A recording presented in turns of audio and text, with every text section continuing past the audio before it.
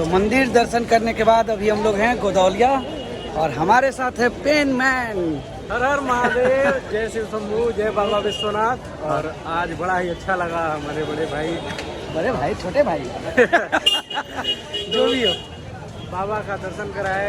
सावन का महीना है और सोमवार भी है और इतनी भीड़ भाड़ वाले माहौल में दर्शन हुआ बहुत अच्छे से। और मित्र कन्हैया कहाँ है? बाबा का और एक और है, वो मोबाइल में बिजी हैं। तो ये हर हर महादेव। और जल्दी अगला सावन लेकर आ रहे हैं, सावन ही लेकर आ रहे हैं। बहुत बड़ा धमाका।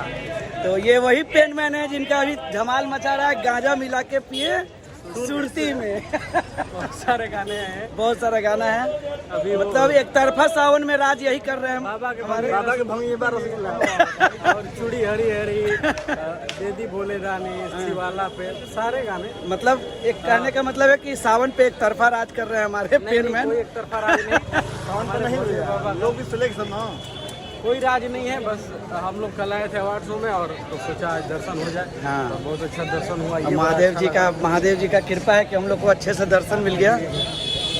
और अब चले कुछ भोजन पानी कर लिया जाए, सवेरे से भूखा आदमी दर्शन किया। महादेव की कृपा और आप सबका प्यार बना रहे। हर हर महादेव।